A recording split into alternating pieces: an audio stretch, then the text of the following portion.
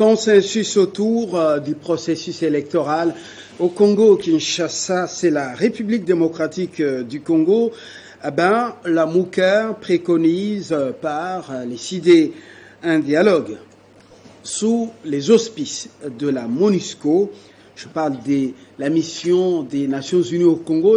Elle est encore là pour la stabilisation ou tout simplement l'observation ou la comptabilité macabre dans la partie orientale. Je ne connais pas encore à quoi ça rime cette mission, même si elle est renouvelée, même si son mandat est renouvelé chaque année. Les casques bleus ukrainiens doivent rentrer chez eux parce que il faut aller sauver la patrie en danger face à la Russie. Alors, est-ce qu'il y a du réalisme dans ce que les CIDE prônent? On en parle autour de ces tables. Accord, gouvernement, groupe Ventura, la RDC, notre pays, gagnante ou perdante, la question caresse l'esprit de plusieurs Congolais, observateurs avertis. Autour de ces tables, 3 personnes déjà. La 4e vient nous rejoindre, Dieudonné Mushagalusa, Churuza. Exactement. Voilà. Vous l'avez bien prononcé. Voilà. Et puis, société civile, vous êtes à la tête du panel d'experts de la société civile. Les élections, c'est votre créneau. Et puis, nous saluons le retour de Rodrigue Ramazani en vol. Apparemment, c'est déjà l'opposition. Bon retour. Merci beaucoup pour l'invitation, Fabien. Je salue mes co-débatteurs sur ce plateau. Vous êtes déjà avec la MOUCA vous voyez, vous vous concertez? En tout cas, l'envol a décidé d'évoluer du point de vue politique Seul, comme une force autonome dans l'opposition. Mais sans assise politique importante. Sans assise non, politique ce sont des importante. fausses affirmations, Fabien. Non, je pose la question, je n'ai rien affirmé. Voilà. Non, l'envol a une assise. Parce qu'il n'y a pas longtemps, l'envol ne cesse de bouger partout.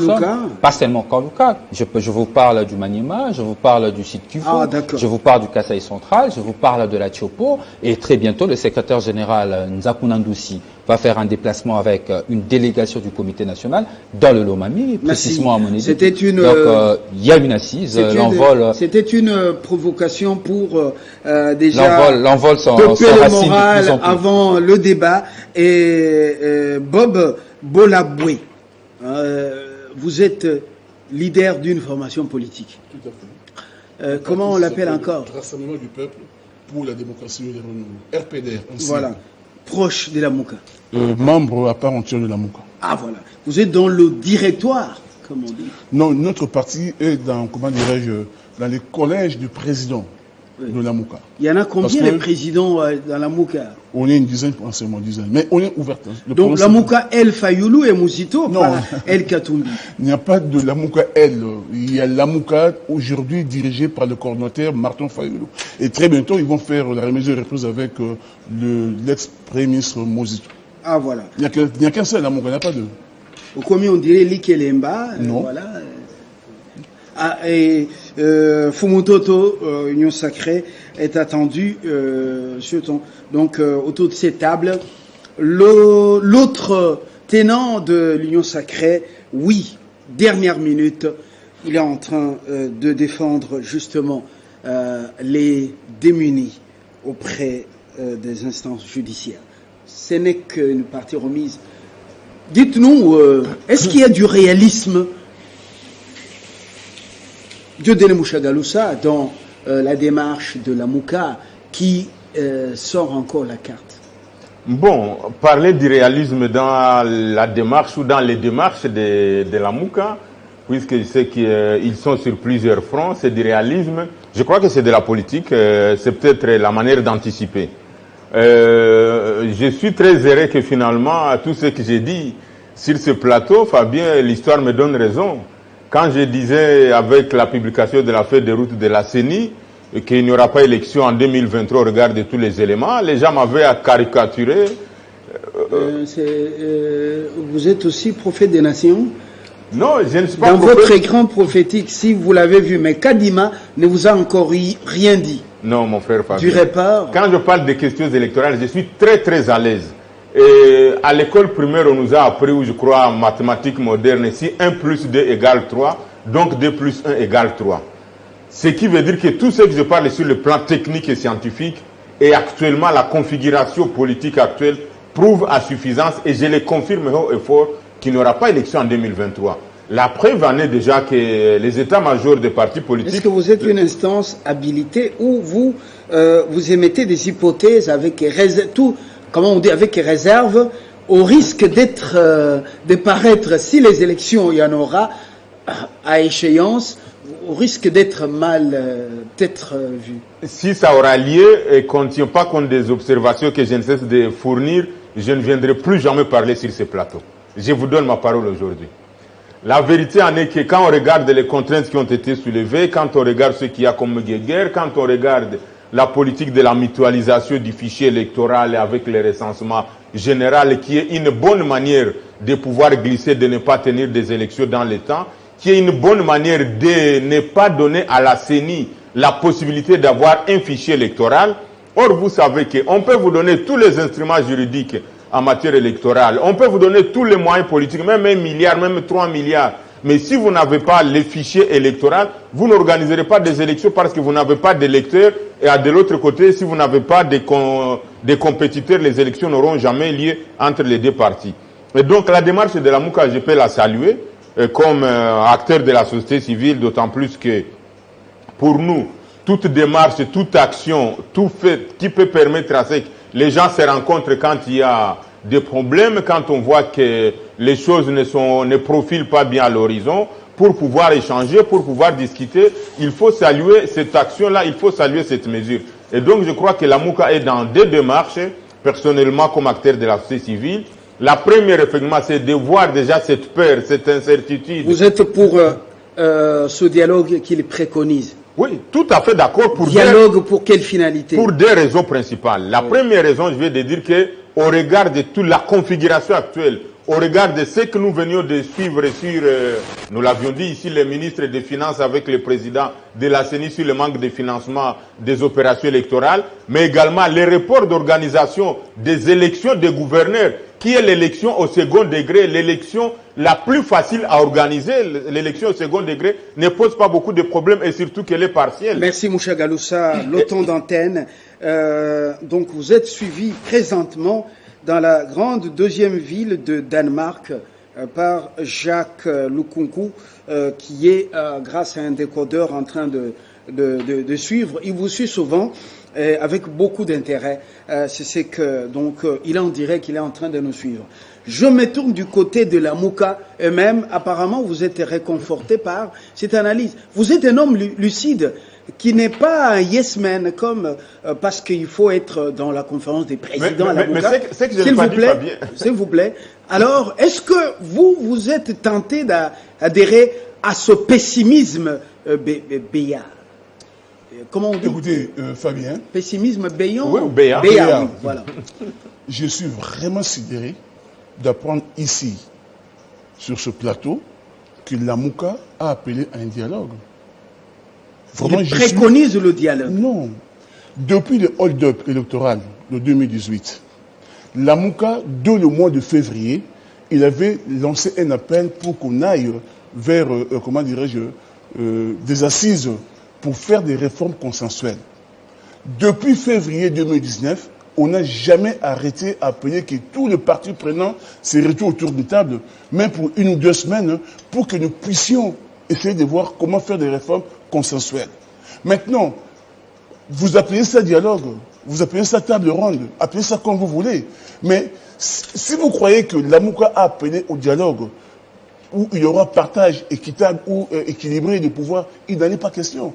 Jusqu'aujourd'hui, nous sommes restés sur notre ligne. C'est que nous voulons qu'il y ait de réformes consensuelles. Et pour cela, nous demandons à ce que tous les partis puissent se retrouver autour d'une table, même pour 1 ou 2 semaines, pour essayer de corriger, des erreurs de la loi portant organisation et fonctionnement de la CENI.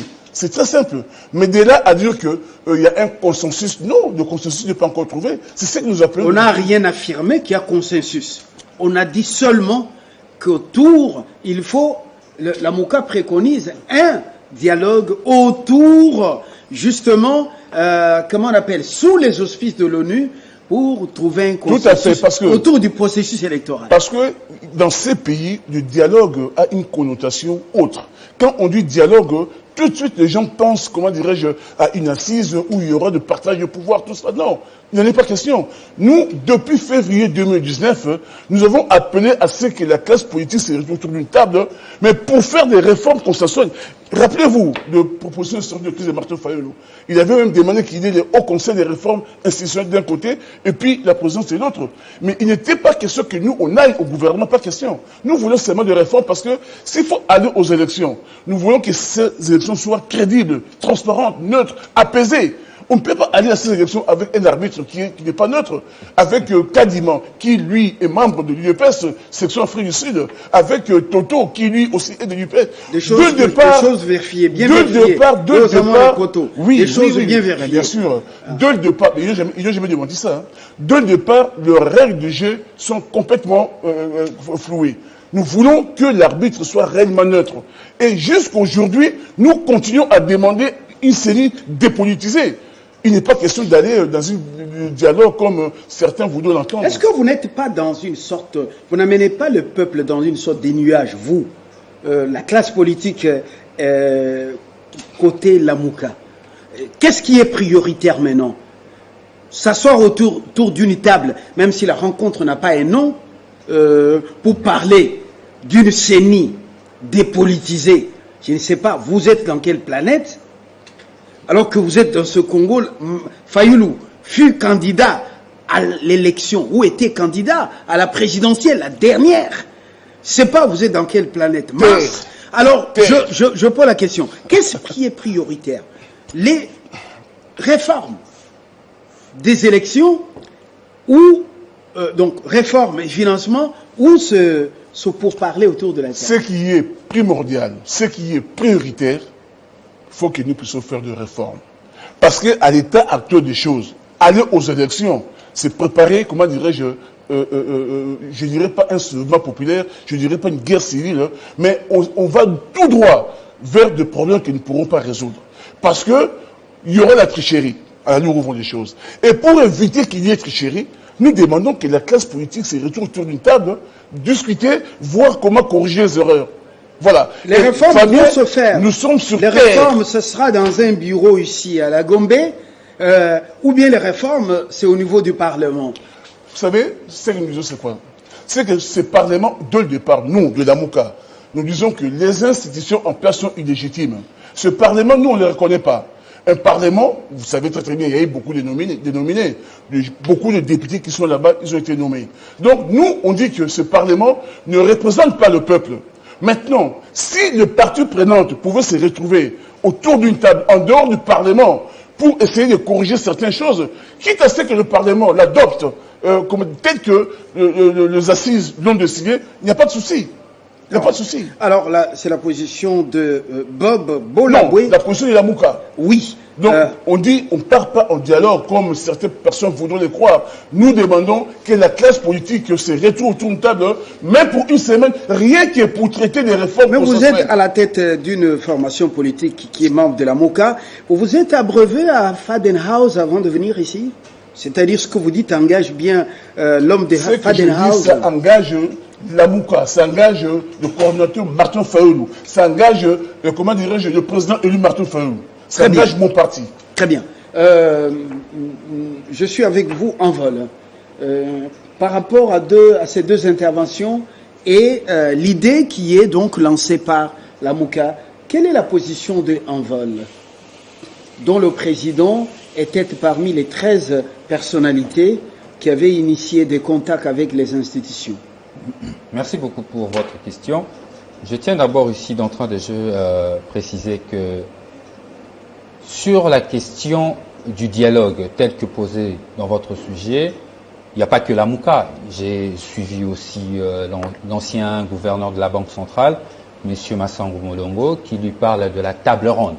Donc les idées comme ça ne cessent de jaillir dans la lumière. Mais cependant, je veux quand même faire quelques pas en arrière. revenir vers les années 2019 et 2020. 3 ans durant, le parti en vol et les G13 dans ce pays se sont battus pour dégager un consensus sur le processus électoral. Et permettez-moi d'affirmer, pour mon co-débatteur de la MOCA, de l'affirmer et lui dire que le consensus sur le processus électoral a été trouvé par le G13. Pourquoi je le dis ? Parce que lorsque le G13 avait lancé les consultations et les travaux de mise en commun, la société civile a été consultée. Je parie que même Dieudonné Mouchagaloussa, qui est avec moi sur ce plateau comme société civile, a participé dans ce travaux. La MOCA a été consultée. Les délégués de la MOCA ont participé dans ce travaux. Je crois que cela a été au centre Béthanie où les travaux ont eu lieu. La MOCA a délégué. La majorité, quelques membres de la majorité consultés à l'époque ont été, sauf le FCC, il n'y a que le FCC qui n'a pas été consulté, et un consensus sur le processus électoral a été dégagé. Encore que le président de la République, Félix-Antoine Tshisekedi, avait reçu ce consensus et l'avait validé parce qu'il était dans la démarche, vous vous souviendrez encore, de l'époque où le G13 avait lancé les différentes consultations. Maintenant, l'idée d'un dialogue. L'idée d'un dialogue, est-ce que cela va-t-elle nous amener vers les élections ou va nous éloigner des élections? Je crois qu'aujourd'hui, dans la conception, comme vous-même vous l'avez dit, dans la conception des Congolais, c'est les partages équilibrés et équitables du pouvoir. Comme cela se discute toujours dans le salon IP et les salons politiques de notre pays. Mais cela va avantager quoi? Cela va avantager à nous créer de nouveaux Sami Badibanga, de nouveau Bruno Tshibala, ouvrir ce boîte à Pandore proprement dit, encore que c'est les caractéristiques de ce régime, de la corruption. Les gens vont se faire corrompre et rien ne pourra marcher. Ce que nous demandons, nous l'envolons aujourd'hui, nous demandons qu'aux différentes forces politiques qui ont participé à différents échanges qui ont eu entre les forces vives de la République initiées par le G13 de se prononcer sur les différentes options déjà levées. La question notamment sur la loi électorale est alignée aujourd'hui parce que la proposition de la loi électorale qui a été encadrée par le G13, proposée par l'envol, validée par les différents les groupes politiques. Vous parlez de valider. Je pose bien le mot. Il s'agit d'un consensus. Et d'ailleurs, il y a un rapport qu'on appelle agenda citoyen qui est déposé au bureau du président de la République.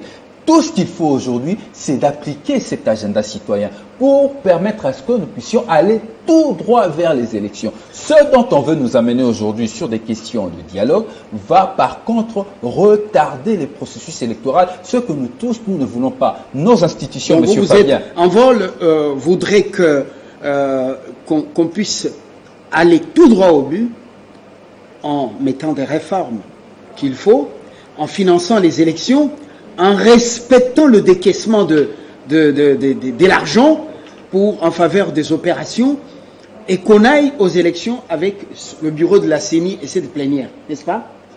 Non, il ne faut pas aller tout droit en disant ceci. Parce que déjà sur la question... Je voudrais que vous puissiez éclairer les gens. Je suis en train d'éclairer. Vous n'êtes pas pour ces réunions des bureaux, dialogue, concertation... Parce que pour nous, parce que pour l'envol, oui. Parce que pour l'envol, ensemble avec le G13 déjà à l'époque, un travail a été fait et un consensus sur le processus électoral a été dégagé.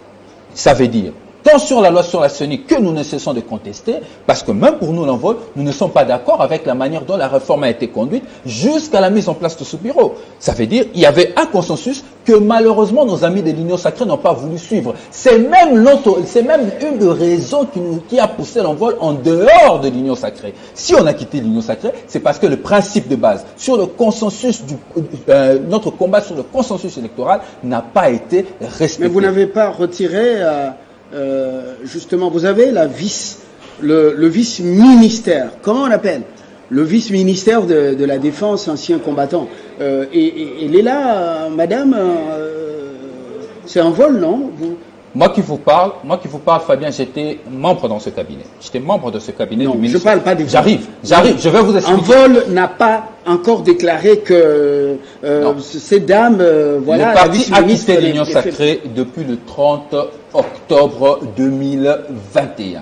La ministre a dit ceci, expressis verbis, il s'agit d'un communiqué rendu public, que lui ne quittera pas le gouvernement, donc ne quittera pas l'Union Sacrée, merci. Parce qu'elle est sœur en Christ au président de la République. Voilà, et vous donc continuez. L'envol n'est pas engagé. Mais le parti bénéficie de 10%. Le parti ne bénéficie de 10%, rien du tout. Même pas des cotisations, même pas de ses appels téléphoniques. Le parti ne bénéficie rien. Merci pour la précision. Moucha Galoussa. Malheureusement, vous m'avez écarté de mon sujet avec ce... Non, ça valait la peine. Vous avez dit des choses clairement. Des réunions, des bureaux qui vont traîner les choses, non.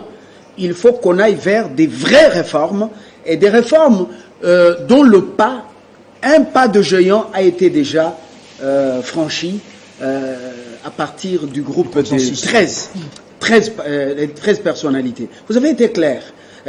Moucha Galoussa, vous voyez quand même que vous êtes trop défaitiste.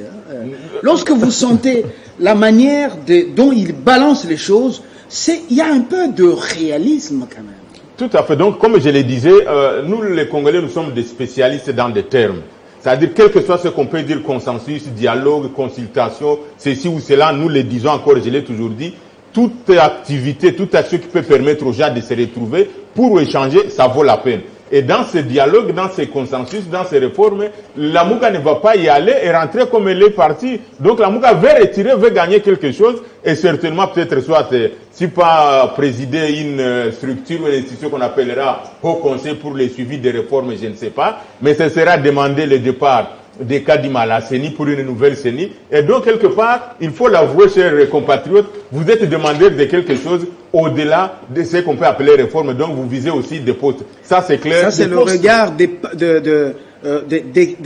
experts du panel. Mais justement, nous, les postes, on le panel d'experts en matière électorale. Parce qu'effectivement, la CENI est basée sur un trépied où il y a l'opposition, la majorité et la société civile. Et donc, naturellement, vous allez réclamer le poste de l'opposition si jamais on va dans ces réformes-là. Okay. Et donc, ça, c'est un premier élément. Et donc, ça veut dire clairement que le fait qu'il n'y a pas une confiance actuellement des compétiteurs au niveau de l'organe de la gestion électorale de la CENI, le fait qu'il n'y a pas de moyens conséquents pour organiser des opérations électorales, je venais de démontrer la preuve, l'élection des gouverneurs a déjà été reportée plus de 3 fois, alors que c'est une élection au second degré, l'élection la plus facile, les scrutins les plus faciles à organiser, et encore ce sont des élections partielles qui ne concernent que 13 provinces. Le fait qu'on n'a pas un fichier électoral pour le moment par rapport à l'organisation ou par rapport à la cartographie, par rapport à la répartition des sièges, par rapport à tout ce qu'il faut faire là, le fait également que dans la loi électorale, on n'a pas inclus la clause, et là je vais vous demander de le faire, vous les politiques, de pouvoir dire que si un gouvernement, si un régime arrive à terme et qu'on n'arrive pas à organiser des élections, il faut qu'il y ait une démission du président de la République. Ça pouvait réclamer dans les réformes de la loi électorale. Ça se fait dans plusieurs pays d'Afrique, comme Madagascar et dans d'autres pays, où il y a une clause spécifique qui dit au cas où on arrive au jour de l'organisation des élections et que les élections ne sont pas organisées, que le président démissionne, qu'on mette une autorité qui va organiser des élections pour qu'on y arrive. Ça peut vous permettre d'avancer. Et donc, tant que ces éléments-là, nous les avons, il n'y a rien qui prouve que les élections auront lieu. Or, s'il n'y a pas d'élection en 2023, vous venez de le dire vous-même, et je vous prends au mot. Donc, la Mouka est prêt à mettre les gens dans la rue, la Mouka est prêt à embraser les collègues aussi au niveau d'envol, ils sont prêts à mobiliser. Est-ce qu'on a besoin de casser? Est-ce qu'on a besoin d'une implosion nationale? Est-ce qu'on a besoin que le pays se déchire? Est-ce qu'on a besoin d'une, entre guillemets, je n'aime pas parler d'une guerre civile, mais qu'il y ait des manifestations qui vont détruire le pays? Mieux vaut. Est-ce que la Mouka a un pouvoir de la rue? Parce qu'on a vu, on a installé Kadima et son bureau et la plénière. Rien pratiquement. Alors, est-ce que vraiment la Mouka et un vol ont le pouvoir de la rue? Je ne veux pas parler pour le compte des partis politiques, mais reconnaissons quand même que la Mouka, c'est pas n'importe quelle force politique dans ces pays. Si la Mouka décide vraiment de mobiliser, de faire ce qu'elle peut faire, nous pensons que ça peut vraiment faire bouger les choses. Et donc, on ne veut pas arriver à ce qu'il y ait cette implosion-là, raison pour laquelle, pour nous comme acteurs de la société civile, nous pensons qu'il est important effectivement que les gens se rencontrent pour décider notamment sur des questions relatives aux réformes à faire, notamment sur la loi. Il a déjà dit, lui dit que ça ne vaut pas la peine de rester dans un bureau à la Gombe. Tout a été déjà dit, et même amorcé. Les 13 ont consulté les institutions et les réformes ont débuté, mais elles ont été mal appliquées quelques-unes ont été mal appliquées. Donc, il faut attendre que les réformes continuent. Alors, il dit, pour cela, ça ne demande pas que l'ONU réunisse la partie, les acteurs politiques et la société civile. Est-ce qu'il n'y a pas de réalisme dans ce qu'il dit? Non, le réalisme, c'est-à-dire, il y a deux éléments qui échappent. Les sénateurs et les députés ont pour boulot légiférer. Est-ce qu'on ne peut pas leur donner? Il y a deux éléments qui échappent à cette lecture. Le premier élément, c'est que le contexte a différé. Et je viens de vous le prouver qu'il n'y aura pas élection en 2023 si on continue de la manière dont on continue. Or, ils ont fait ces réformes. Moi-même, j'ai tous les documents relatifs aux réformes qui ont été menées effectivement par les G13, dont je salue l'intelligence du président de l'envol Delis Sanga, qui a fait beaucoup de sacrifices pour qu'ils arrivent à ce niveau-là. Et donc, je salue toujours ses interventions au niveau de l'Assemblée. Il est parmi les rares qui, je ne vais pas dire naviguent contre courant, mais qui reste constant, qui reste serein, qui reste du côté de l'objectivité et de ce qui est rationnel. Delis Sanga, je dois le dire. Mais il y a cet élément qui les échappe parce que à l'époque, ils pensaient qu'il y aura élection. À l'époque, ils pensaient qu'il y aura une bonne fois qu'on puisse avoir une CENI qui répond à la crédibilité, qui répond à la volonté de toutes les parties. Mais il se fait aujourd'hui, je l'ai toujours dit, l'expertise des animateurs de la CENI va au-delà des frontières de la RDC. Denis Kadima sur le plan science, sur le plan de l'art, c'est pas n'importe qui en matière électorale, mais il ne bénéficie pas de la confiance et des électeurs et des compétiteurs. Donc la CENI ne bénéficie pas de cette confiance. Or, en matière électorale... Vous êtes un homme averti. Parce que vous avez parlé en bien d'Delis Sanga, un homme constant, idéologiquement, il vient du MLC, et puis à un moment donné, il a bien roulé avec le président Kabila, et puis après, son ONG, mieux un parti politique. C'est bien la constance politique. Mais Kadima, tel qu'il a dit, est-ce qu'il a été membre de la fédération de l'UDPS en Afrique du Sud? Non. Vous êtes un homme qui est omniprésent dans les couloirs de la CENI. Non, ça je ne peux pas confirmer. Je voulais le dire, c'est peut-être pas les plateaux, les joueurs. J'ai participé à plus de 3 rencontres internationales où on décidait sur les stratégies de politique des questions électorales en Afrique centrale. Et là, on avait plus de 14 pays qui étaient représentés, chaque pays par 2 ou 3 délégués. J'ai eu le privilège de participer à ces 3 rencontres. Et c'est Denis Kadima qui modérait toutes les séances-là. Ça, je confirme et je l'ai dit. Donc, dire qu'il est militant de l'UDPS, qu'il appartient à l'UDPS, ça, je ne sais pas. Mais il se fait que il bénéficie peut-être de la confiance de l'UDPS. Il se fait que les gens peuvent l'accuser d'être proche de l'UDPS. Ça pose déjà des problèmes sur la neutralité, sur la crédibilité, mais aussi sur la confiance. Or, en matière électorale, si vous n'avez pas les 3, c'est la confiance, la crédibilité et le contrôle, d'office, les élections ne seront pas apaisées et transparentes quand elles seront organisées. Merci de donner, M. Galoussa, pour la précision. Monsieur... Bolaboué, vous avez compris cette lumière qui est apportée. Au lieu de faire comme Kokonyangui, amener plus de membres, de militants au parti, enrôler, former idéologiquement, faire l'éducation civique et électorale, faire en sorte que vos partis deviennent une force politique au pays.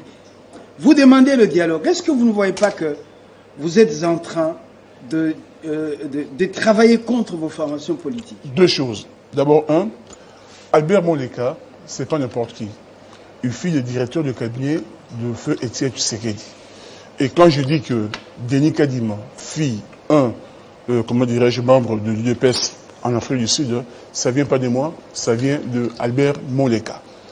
Ça, c'est le premier point. Deuxième point, je disais que si en 2018, il y avait eu un hold-up électoral et que le peuple n'avait pas vraiment réagi comme il fallait, c'est tout simplement parce que l'idée était de dire ceci. Kabila est parti, que ce soit Martin Fayoulou ou Félix Tshisekedi, il n'y a pas de problème. L'essentiel est que Kabila soit parti. Mais en 2023, ça ne sera pas pareil. Parce qu'on a vu l'union sacrée avec Félix Tshisekedi au pouvoir, ce qu'ils ont comme bilan, qui est globalement négatif. Donc, s'il y a encore un hold-up électoral, je pense que ça ne se passera pas comme ça. Mais pour arrêter cela, il faudrait justement qu'au niveau de la CENI, que les réformes consensuelles soient, faites. Autrement, nous partons droit vers des situations que nous ne pourrons pas gérer. Maintenant, je reviens pour dire ceci. Le dialogue, nous, enfin, on peut appeler ça dialogue comme vous voulez. Nous disons ceci. Il y a des choses qui ne vont pas. Vous avez dit, et je suis d'accord avec vous, si l'arbitre ne bénéficie pas de la confiance des joueurs sur le terrain, on peut justement le mettre à côté. Vous savez, dernièrement, avec Papa Tshisekedi, quand on avait nommé Kodjo, il y avait non Kodjo, pas Kodjo, on l'avait mis de côté, tout simplement. La CENI, qui doit être l'organe neutre, devrait bénéficier de la confiance des gens qui vont compétir. Au jour d'aujourd'hui, que ce soit l'Amouka, que ce soit Ensemble, que ce soit les églises, que ce soit les mouvements citoyens, la confiance vis-à-vis des Kadima n'est pas au rendez-vous. Et je reviens pour dire, par rapport à Ramazan, ce qu'il a dit, oui, je me rappelle, à l'époque, il y avait eu un consensus. Mais est-ce que le consensus aujourd'hui est en application? Non. Ils ont mis ça de côté. Et quand il n'y a pas de consensus, comment voulez-vous qu'on ait aux élections de ces conditions-là? Mais nous, les élections... Mais pour nous... La priorité, c'est d'abord... Moucha Galou, ça parle des financements. C'est en cela qu'il devient vraiment disciple de Saint Thomas. Et puis, il est en train, justement, de nous dire, lui, que les réformes ont été amorcées, mais elles ont été au début mal appliquées. Bon, alors, il y a eu, donc ça ne demande pas d'être dans un bureau à la Gombe, il faut les continuer dans le cadre légal, c'est le Parlement, n'est-ce pas? Très voilà, bien. C'est ça. Alors, ça, c'est un point de vue qui engage Ramazan, je respecte ce point de vue, mais ce n'est pas le point de vue de l'Amouka. Mais je vais revenir sur ce que vous avez dit tout à l'heure. Vous savez, aujourd'hui, au niveau de l'Amouka, nous sommes prêts pour aller aux élections. Mais vraiment prêts. Depuis février 2019, on avait toujours demandé qu'on aille aux élections anticipées. Parce qu'on était déjà prêts. Aujourd'hui encore, nous sommes prêts pour aller aux élections. Mais une fois de plus, des élections crédibles, démocratiques, apaisées. Or, nous constatons qu'aujourd'hui, les conditions ne sont pas réunies pour qu'il y ait ce genre d'élections. Au contraire, on a l'impression, comme vous l'avez dit, on veut nous amener vers le glissement. Mais le glissement, c'est une entorse contre la Constitution. C'est encore une autre violation de la Constitution. Au niveau de l'Amouka, nous nous battrons contre le glissement. On n'est pas d'accord avec le glissement. On ne laisserait pas passer le glissement. Voilà un peu notre point de vue. Voilà. Le glissement, on n'en veut pas. Nous voulons aller aux élections, mais des élections, comment dirais-je, crédibles, démocratiques vous et apaisées. Pour ces élections? Et bien entendu, bien vous entendu. Préparez. Bien très entendu. Bien, très bien. Bien entendu. Fumutoto, Union Sacrée vient d'arriver. En retard. Comme d'habitude, on a dit. Alors, Fumutoto, le terrain était déjà occupé parce que la nature a horreur du vide. Et est-ce qu'il faut... vous n'écoutez pas quand même des partenaires ou d'autres forces en présence, comme la Mouka, qui préconise un dialogue, pas autour de Olengankoy, mais autour de la MONUSCO. Plutôt, oui, sous les auspices de l'ONU, pour pouvoir trouver un consensus. La Mouka a bien dosé, et maintenant ce n'est plus un discours incendiaire, il y a de la sagesse dans ce... Est-ce que ce n'est pas le moment de les écouter? Merci beaucoup. Mais il faudra que nous puissions d'abord nous mettre d'accord sur certains concepts. Parce que moi je pense que nous avons des faiblesses, des barrières et des limites au niveau des concepts. Les consensus. Est-ce l'unanimité? Est-ce la majorité? Nous voulons le consensus. Mais j'aurais souhaité que ce soit Dieudonné Moussa Galoucha, que ce soit mon frère Lamou, qui définissent d'abord le consensus. C'est quoi? L'unanimité? La majorité? Non. De toutes les élections que nous avons connues, est-ce qu'il y a eu un président de la CENI qui a été accepté par tous? Est-ce qu'aux États-Unis d'Amérique, il y a eu un consensus autour de la victoire de Joe Biden, aussi bien que de Donald Trump? C'est quoi le consensus? Dans toutes les assemblées délibérantes, c'est la tendance générale dégagée sans opposition de l'autre. Parce qu'il y a la différence entre l'unanimité, le consensus et la majorité. Vous prenez la loi électorale, elle a été réformée au Parlement. Le président Bosso a été plus large que jamais. Loi organique alors. S'il vous plaît, la loi organique, pas les réformes du processus électoral. La loi, on ne parle pas de la loi électorale. Quand on dit les réformes, d'abord, le Congo n'est pas un pays à réformer, c'est un pays à fonder, si c'est mon point de vue en tant que politologue. Voilà, oui. Mais les réformes, c'est quoi? C'est voir les lois qui existent, les structures qui existent, voir là où il y a des lacunes proposées. La loi organique portant création et fonctionnement de la CENI n'a-t-elle pas été réformée? N'a-t-elle pas été révisée? Lors du débat général, est-ce qu'il y a une fraction politique du Parlement qui a quitté l'hémicycle? Non. Que ce soit la Mouka, Union sacrée des gens, tous nous avons accepté cette loi-là. Et s'il y a eu des agitations, c'est au niveau des animateurs. Ça, c'est la première chose. Lorsqu'il fallait maintenant afficher complète la liste ou la face de la CENI, il y en a qui pensaient que la loi électorale et la loi sur la CENI disait opposition veut dire la Mouka ou FCC. Alors que l'article D de la loi portant le statut de l'opposition dispose et de l'opposition le parti ou le regroupement qui ne soutient pas le programme du gouvernement. Ça veut dire même un parti qui est aujourd'hui à l'Union sacrée et qui cesse de soutenir l'Union sacrée, s'il a des députés au Parlement et que ce parti fait une déclaration d'appartenance à l'opposition, d'après la loi, ce parti a le droit d'aller récupérer le quota qui a été réservé pour l'opposition. Je voudrais que Moussa Galoucha, mon frère de la Mouka, me contredise. Nous allons dans la praxis. L'Église catholique le financement du processus électoral est latent. Il est tortueux. Et le fichier électoral? Le fichier électoral n'a pas été encore nettoyé ni actualisé. L'enrôlement des nouveaux majeurs. J'arrive. Les Congolais de l'étranger, n'en parlons pas. Ça, c'est une autre manche de problème. J'arrive. Mais pour l'instant, il y a eu autant de personnes, d'électeurs massacrés dans la partie est du pays, autant de morts à Covid, d'autres par d'autres maladies. C'est-à-dire qu'il faut nettoyer le fichier électoral, élaguer les morts, et puis maintenant inclure les nouveaux électeurs, c'est-à-dire les nouveaux majeurs. Ce n'est pas encore fait. Kadima est en train de faire le tour des institutions pour demander la réforme, qui sont donc comment on appelle la législation des réformes attendues, et deux, pour demander que le décaissement d'argent puisse être cohérent. Alors, dites-moi, quel est le décor qui plante les élections en 2023? Les Saint Thomas sont là, ils ont déjà vu dans leur écran prophétique. Voilà, maintenant, je terminais mon argumentaire en disant que l'Église catholique qui avait dit que Tshisekedi était derrière la possibilité de bloquer les processus pour avoir les gens de son choix à la CENI. Je crois que l'ancien abbé Cholet avait dit regretter publiquement pour un spectacle désolant qu'ils avaient livré. Et là, c'est l'histoire de la République démocratique qui est au témoin. Et le président Smoso, dans sa sagesse, il a saisi même la Cour constitutionnelle et nous avons obtenu un arrêt qui a montré que la démarche était conforme et nous avons la fiche complète des animateurs de la CENI. Maintenant, notre ami dit, oui, le peuple ne s'est pas fâché en 2023 parce que le peuple voulait à tout prix le départ de Kabila.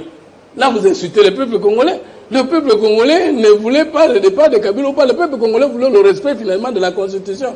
Et vous vous dites, comme Kabila était parti, c'est lui le diable. Maintenant, est-ce que c'est vous? Je pense que vous n'étiez pas au pays parce que ce n'est pas parmi les premières fois que je le vois ici. S'il vous plaît, parce que vous m'étonnez. Vous m'étonnez. Alors, non, ce n'est pas ça le débat. Le peuple congolais ne pouvait plus manifester parce qu'il y a eu élection et que quelqu'un a gagné, il s'appelle Félix Tshisekedi, et que le peuple ne trouvait plus d'intérêt d'aller sur la rue pour revendiquer quoi? Il y a eu élection, c'est ce qu'on appelle élection.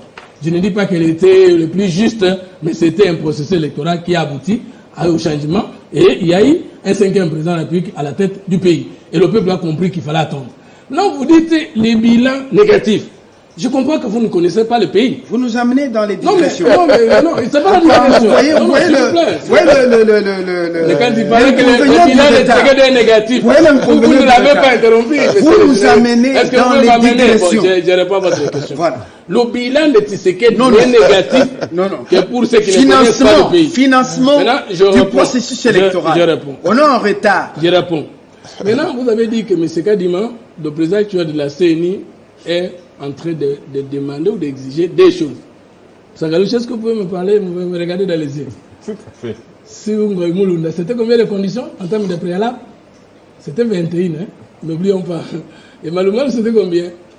et le dernier, avant... Non, Nanga.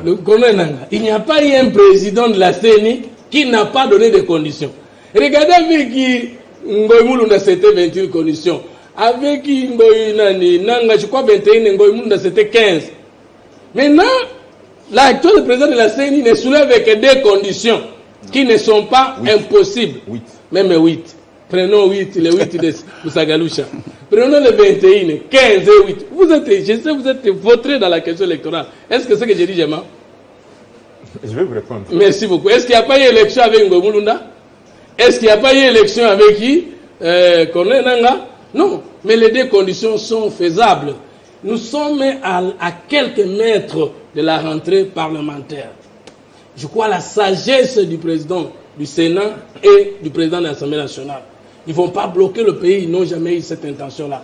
Il y aura réforme de l'arsenal juridique lié à la question du processus électoral. Parce que la compétence d'attribution, les institutions qui sont chargées de faire ce travail sont là. Merci. Non, je termine deuxième question. Maintenant, deuxième question, on dit financement. Je voudrais dire ceci. Quand on dit dans le sens des finances publiques et au sens politologique de l'État, si on dit à 15 heures que l'État n'a pas l'argent, ça ne veut pas dire que dans 48 heures, l'État continuera à manquer l'argent. Parce que le fisc, le service chargé de collecter les impôts de l'État ne sommeille pas, ne meurt pas. Merci. Sauf si le président Fachi, le gouvernement de la République et l'accompagnement de la communauté internationale disent il n'y aura pas moyen de financer les élections. Mais si ce qu'il dit n'est pas comme Kabila, il est d'un parti de la démocratie et du changement de l'état de droit. Il n'a pas besoin de tout ça. Quant au dialogue, les amis, mon cher frère, nous ne refusons pas de dialoguer avec vous. Nous sommes en train de le faire. Vous voulez un dialogue entre les institutions et vous voulez respecter la Constitution? Non. S'il y a glissement, pour des raisons naturelles, pour des questions de force majeure, il y en aura. Mais s'il faut lier les Congos en disant il faut qu'il y ait glissement et il faut qu'il y ait dialogue, vous vous trompez. C'est-à-dire que vous n'êtes pas en train de préparer les élections. Nous, à l'Union sacrée, nous les préparons sérieusement et nous savons qu'il n'y a que Dieu qui peut décider pour qu'il y ait glissement au Congo. Mais quand on dialogue avec vous, le président Tshisekedi est un président qui écoute, qui reçoit et qui répond. Merci. C'est pour cette raison qu'il faut déjà, avant de financer le processus électoral, avant de mettre en place les vraies réformes, il faut déjà être en pré-campagne électorale. Nous ne sommes pas en pré-campagne, nous sommes politiques. Je ne demande pas la réponse non à cette question. C'est moi qui devrais prendre la parole. Non, c'est Ramazani. Ah, ok. C'est Ramazani. Voilà, monsieur Ramazani. Pour boucler ce sujet, parce qu'on prend le deuxième, il y a eu accord entre le gouvernement et Ventura. Voilà. Bon, j'ai suivi le tour de la table. Comment est-ce que les débats les échanges ont eu lieu? J'aimerais quand même revenir sur quelque chose de très important. Je pense que à un certain moment, lorsque nous sommes responsables politiques, nous devons voir les enjeux et les dangers. Vous savez, ça fait 3 cycles électoraux que le Congo débourse plus de 1 milliard. Aujourd'hui, si nous faisons le calcul, nous sommes à plus de 5 milliards de dollars dépensés pour des questions électorales. Mais pour quelle finalité? Aujourd'hui, après chaque cycle électoral, il y a des difficultés en termes de gouvernance de la République. La gouvernance ne cesse de boitiller. Mais nous disons que non, il faut continuer à y aller parce qu'un certain camp politique estime que la question électorale lui appartient parce qu'aujourd'hui, il a une majorité. Non. La question électorale, dans le contexte de notre pays, doit quitter des carcans politiciens, revêtir un sens patriotique afin de nous dépasser tous.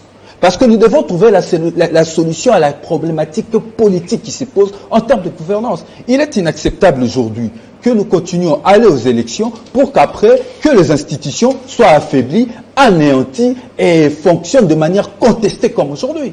Et comme avant, les institutions aujourd'hui ont été contestées. Dans leur fonctionnement, tout démontre noir sur blanc, que ce soit les institutions au niveau central qu'au niveau provincial, ces institutions sont affaiblies. Tout est démontré noir sur blanc parce que même le ministre de l'Intérieur est incapable de contrôler toutes ces institutions au niveau provincial. Maintenant, pourquoi allons-nous continuer à avancer comme des aveugles Alors qu'en responsable politique, nous connaissons tous le danger. Il est temps aujourd'hui... Est-ce qu'il y a encore du temps? Le problème que vous posez est vrai à la lumière de la cacophonie dans certaines provinces entre les députés provinciaux et l'exécutif ou les exécutifs. Il y a un sérieux problème. Alors, le Sénat est tout le temps saisi en tant que l'émanation de province, tout le temps saisi de ces désordres-là et fait un plaidoyer. Alors, ce que vous posez comme problème, c'est sérieux. Est-ce qu'il est encore temps de s'atteler à des réformes pour pouvoir souffler par ces erreurs, pouvoir faire changer la donne? En toute responsabilité, oui. Je pense que oui, nous avons le temps. Mais le problème qui se pose, ce n'est pas le temps, c'est la volonté politique de bien faire. C'est ce qui se pose aujourd'hui. Parce que je dis ici que le consensus, même sur la révision de la Constitution, pétition déposée par l'Envol, a été acceptée par le président de la République. La révision de la Constitution. Écoutez, la Constitution, nous avons déposé une proposition de loi portant révision constitutionnelle par voie pétitionnaire. Nous avons collecté plus de 150. C'est que je vous dis aujourd'hui, le problème que nous constatons aujourd'hui, le mur où nous sommes en train d'avancer, l'Envol l'a vu 3 ans avant. Et pendant que nous étions en train de parler de ces questions, on était tiré à boulet rouge par tous les camps politiques. Aujourd'hui, la réalité en face en termes de gestion nous remet sur la table, où certains parlent de la table ronde, d'autres parlent de réforme. Et heureusement que d'entrée de jeu, l'Envol a pu dégager un consensus autour de ces différentes problématiques qui se sont posées. La MOUCA pose un faux problème. Donc, aujourd'hui, écoutez, je respecte leurs convictions. Ce que moi je peux retenir et dire, la question sur le consensus, non, les contextes n'ont pas changé, parce que c'est aussi ce que je veux écouter, que les contextes ont changé. Non, nous sommes dans le même contexte. Le problème qui se pose aujourd'hui, il suffit d'une bonne volonté politique pour avoir de bonnes élections. Nous devons simplement nous mettre ensemble pour nous décider de nous départir de nos intérêts à petits gloutons politiques de positionnement pour occuper les petits strapotins. Ce qu'il faut faire aujourd'hui, c'est de se mettre ensemble et discuter autour de dégager les options qui ont été déjà levées par tous les camps politiques, sauf le FCC. Un consensus. Donc la révision de la Constitution, à laquelle certains acteurs et juristes font allusion dans ces jours, c'est inspiré par votre démarche? Intérêt de distinguer. Se révise d'elle-même, comment ça peut être inspiré par un camp politique? C'est très grave. Je pense que nous sommes en train de parler des choses assez sérieuses. À un moment donné, il faut l'arrêter. Donc c'est inspiré par... Ce que j'aimerais dire ici, il faut faire une distinction entre la révision de la Constitution que l'Envol propose depuis 2019 et les changements de la Constitution. La Constitution actuelle n'a jamais prévu de mécanisme de son changement. Par contre, la Constitution prévoit les mécanismes de sa révision. Notre Constitution, il faut reconnaître qu'il y a certaines faiblesses que nous pouvons réviser parce que ces différentes faiblesses sont révisables. Merci. Mais ce que nous ne pouvons pas faire, c'est de toucher les acquis de notre démocratie qui, du reste, sont verrouillés par les dispositions de 120. Merci, Ramazani. Nous sommes la République démocratique du Congo. Autour de ces tables, vous pensez qu'on a épuisé, on a dit l'essentiel, on peut passer à l'accord gouvernement dans le Guetler? Oui, juste...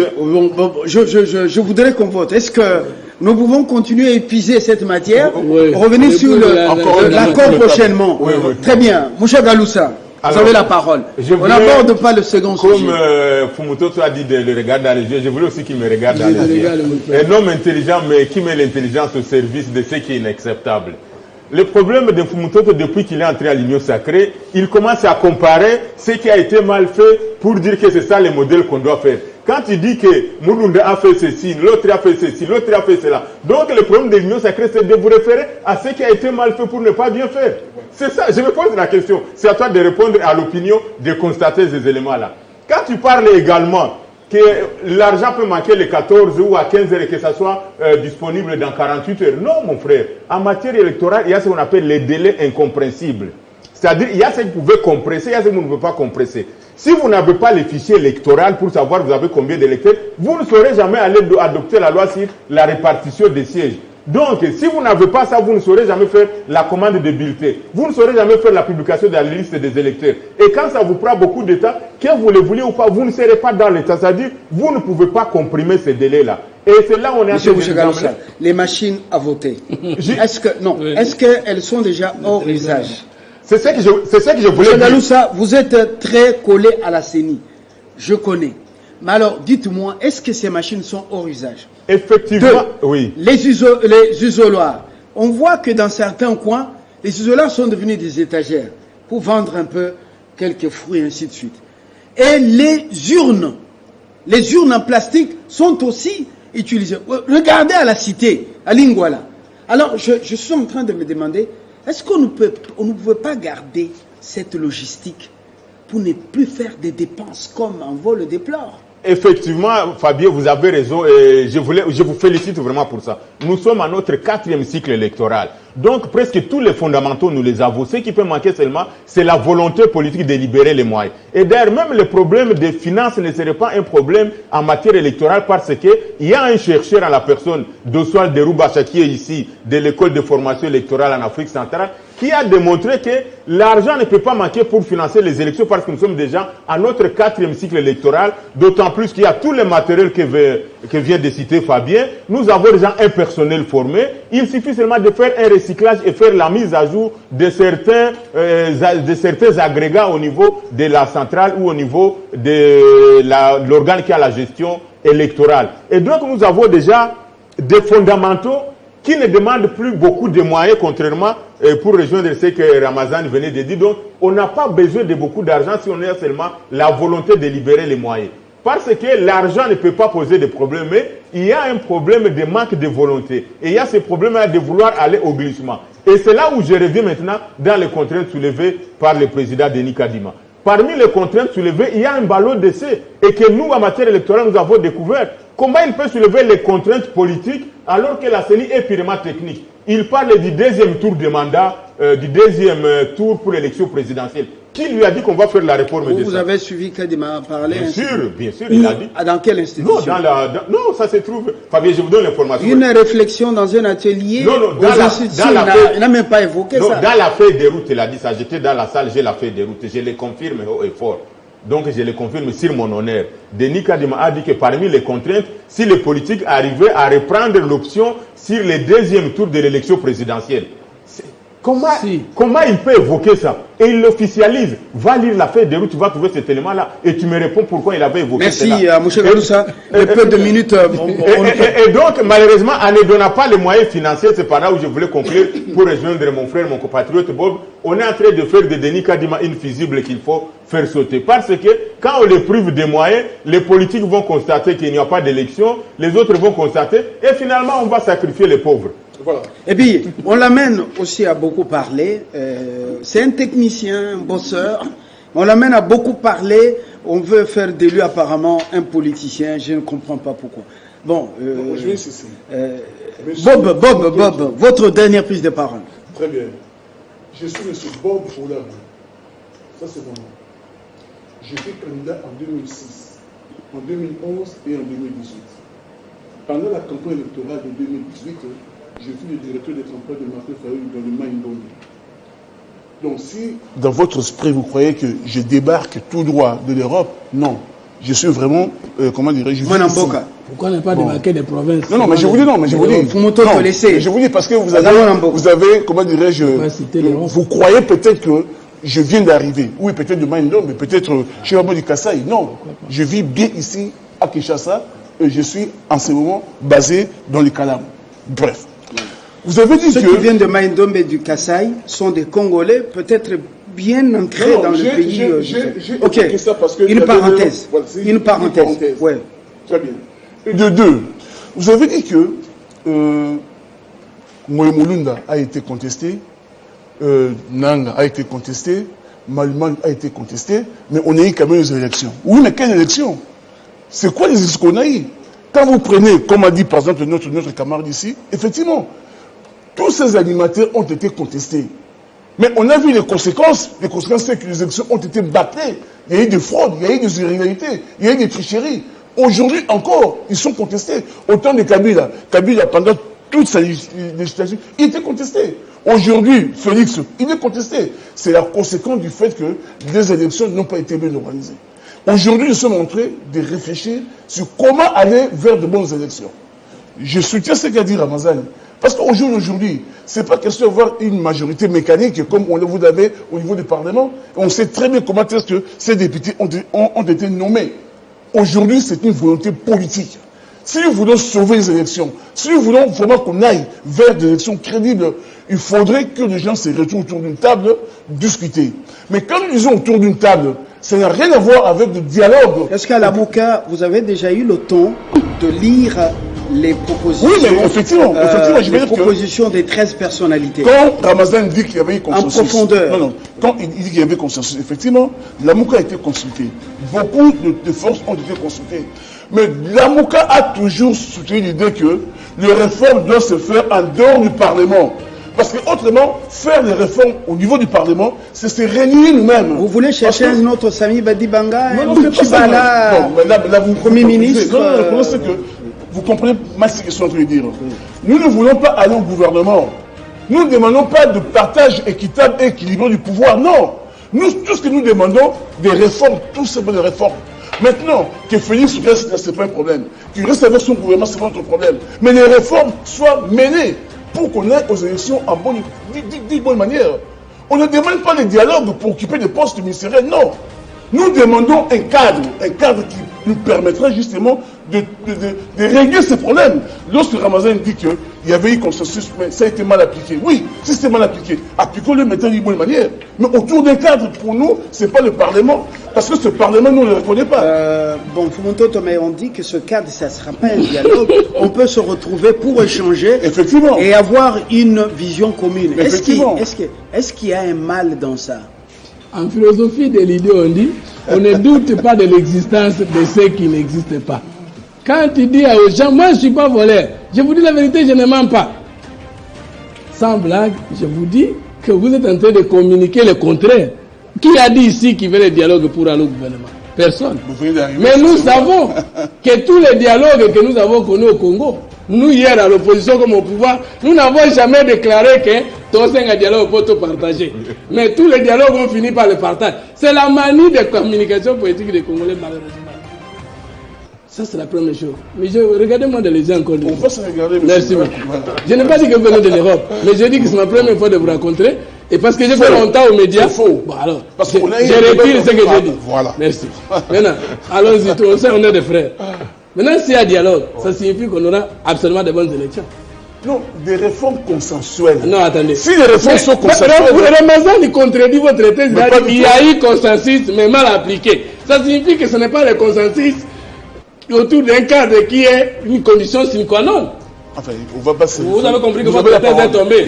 Non, attendez, vous avez dit qu'il faut un dialogue pour que les élections soient bien organisées. Non, je ne parle pas de dialogue, moi. Je parle d'un cadre. Un cadre d'échange pour que les élections soient bien organisées. Voilà. Les élections de 2006, il y a eu consensus entre acteurs politiques. Les élections étaient mal organisées. Il y a eu contestation. Donc, si le problème est mal posé, la bonne réponse est mauvaise. C'est un faux débat. Deuxième, le développement du pays après les élections ne dépend pas de bonnes ou mauvaises élections. Ça dépend de l'intelligence du peuple et de la capacité des dirigeants, mal ou bien élus. Parce que l'Europe, la France n'est pas développée par les démocrates. Les États-Unis ne sont pas fondés par les démocrates. L'Allemagne non plus. C'était le leadership clairvoyant de l'époque qui avait fondé les grandes nations. Si depuis 2006 jusqu'à présent, le peuple ne se retrouve pas, parce que nous, les dirigeants politiques, nous sommes incompétents et de mauvaise volonté.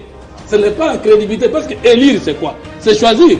Mais si vous choisissez mal, même si vous avez bien choisi, est-ce qu'il y aura solution? C'est un faux débat. Deuxième élément, alors, Ramazan, regardez-moi encore dans les yeux. Il n'y a pas, ce que vous dites, c'est faux en sciences politiques. Vous dites que la Constitution a prévu sa révision, n'a pas prévu les modalités de changement. Oh, mais c'est une constitution de la 4e République et que nous pouvons de la 3e. Nous pouvons passer d'une république à une autre. Comme l'article 10.5 de la Constitution dit, tout pouvoir émane du peuple. Il n'y a pas une disposition qui permet au peuple, qui empêche au peuple congolais, par référendum, d'amender, de changer et de remplacer cette constitution. Vous voyez De Gaulle, ce qu'il a fait en France. Donc il ne faut pas inventer des choses sur les plateaux. Mais pourquoi changer? On peut les changer. Pourquoi changer? Pourquoi modifier? Vous voulez passer de 5 ans à 7 ans? Non. Un mandat présidentiel? C'est mon point de vue en tant que politique. Si on me dit, on me montre comment la Constitution a bloqué à cause de cela qui le peuple congolais pour se développer, on les change. Or, que les documents constitutionnels soient bons ou mauvais, ce qui compte, c'est la capacité, la volonté des dirigeants. Tous ceux qui veulent dire qu'on change la Constitution pour donner au président beaucoup de... Ce sont des flatteurs. Parce qu'ils savent que tout le monde est toujours tenté par les démons de se pérenniser au pouvoir. Et qu'ils ont dû lancer des ballons d'essai pour que Tshisekedi soit comme d'autres tentés. Je crois que ce n'est pas une bonne façon d'aider le président. Parce que quelqu'un dit que dans cette constitution, le président n'a pas de tous les pouvoirs. C'est qu'il ne connaît pas les droits constitutionnels. Dans cette constitution, le président a tous les pouvoirs parce qu'il convoque et préside le conseil des ministres. Il est l'arbitre de toutes les institutions, mais il n'est pas responsable devant le Parlement. Si moi je suis chef de l'État de cette constitution, c'est la constitution que je vais protéger. Il semble même que c'est la meilleure. Il semble même que c'est la meilleure constitution. C'est la meilleure constitution. De tous ces pays. Alors, si on dit que le président n'a pas beaucoup de pouvoir, merci. Mais Mobutu avait tous les pouvoirs quand il fait du pays. Tout à fait. Kabila avait tous les pouvoirs quand il. Ce sont des flatteurs. Nous ne sommes pas allés à l'union sacrée pour flatter Tshisekedi. Nous avons amené nos expertises, nos volontés, parce qu'il a dit je suis bloqué, venez m'aider. Nous sommes de ces groupes-là. C'est-à-dire demain, vous descendrez du navire si vous ne vous retrouvez pas. Si on me prouve que c'est la constitution qui bloque le pays en tant que politologue, mais je termine. Merci. Bien donné. Vous avez menti sur le Kadi. Il n'a pas donné les préalables. Contrainte. Politiques. Vous-même, vous avez dit, il a dit si les politiques, et si ce n'est pas une contrainte. Il dit si, ça signifie quoi? S'il y a révision de la Constitution, on sait qu'il concerne le nombre de tours. C'est ce qu'il a dit. Vous avez dit qu'il a soulevé. Enfin, moi je n'ai pas pris les arguments là. On vous a ajouté. Je n'ai pas pris les arguments, s'il vous plaît. Je suis seul. Et ils sont à 3. S'il vous plaît, je termine. Il y a un qui n'est pas venu, qui a séché le plateau. Alors, c'est vous, la conclusion. Merci beaucoup, Fabien. Je vais sortir de ces plateaux tristes si je ne m'acquitte pas de ce devoir à féliciter M. Mouchagaloussa qui a reconnu les mérites de l'honorable Sessanga en termes de convergence d'idées, de sa constance dans les idées. Je vous le remercie, c'est une honnêteté et c'est très bien. Il y a plus en plus de compatriotes qui pensent comme vous. Mais sauf qu'il faut demander à tous ceux qui disent que l'honorable Sessanga a travaillé ou est allé avec les FCC ou avec Kabila, c'est du pur mensonge, c'est faux. Pour conclure avec Fumutoto, la Constitution a des dispositions et des titres. Il y a tout un titre qui traite de la question sur la révision constitutionnelle. Alors je vous envoie à aller vérifier, si vous voulez faites comme devoir, vérifier quelle est la disposition qui parle du changement de la Constitution. À ce moment-là, après la lecture, vous allez revenir vers moi, même par appel téléphonique, pour me dire que j'avais raison. La Constitution de la République démocratique du Congo ne prévoit pas son changement. Il parle de la révision constitutionnelle, si je ne me trompe pas, titre 7. Nous sommes là à l'article 219. Alors, faudrait et si nous voulons passer à la 4e République, Ramazan il répond moi en tant que juriste. Si nous voulons passer à la 4e République. Vous m'amenez dans un débat de supposition. Ah mais c'est ça, vous êtes constitutionnaliste. Vous m'amenez dans un débat vous m'amenez dans un débat de supposition. Moi je vous parle de fait. Le fait est là. La Constitution de 2006 ne prévoit pas les mécanismes de son changement. Mais par contre, comme l'envol le veut, comme l'envol l'a proposé, la Constitution prévoit les mécanismes de sa révision. Et nous avions introduit une pétition en vue de réviser certaines dispositions de la Constitution, tout en conservant les acquis qui se trouvent dans l'article 220. L'honorable Sessanga n'a jamais été avec Kabila. J'inviterai à certains de nos compatriotes d'éviter cet acharnement contre cette personne. Merci beaucoup. Ce n'est pas un débat autour des noms des gens, c'est un débat d'idées autour des thématiques. Simplement parce que Fabien avait fait mention de l'honorable Sessanga. Dans les grandes nations, on parle beaucoup plus d'idées que des hommes. C'est une personnalité politique connue du Congo. Et s'il vous plaît, Fumutoto, les élections parfaites, je ne sais pas si elles existent. Aux États-Unis, beaucoup croient que c'était Trump qui avait donc gagné. Mais qu'est-ce qui s'est passé? Nous, on n'est pas américains, on ne connaît pas ce qui s'est passé. Alors, au Congo, de moins en moins, ne nous créez pas de problèmes. Le peuple souffre. Il attend les solutionnements de ses problèmes. Pensez au peuple et à ses vrais problèmes. Arrêtez de vous chamailler et après vous allez vous retrouver autour d'une tasse, d'un verre, et puis où vous partagez les gâteaux et le peuple, lui, continue son calvaire. À très bientôt pour un autre sujet. Au revoir.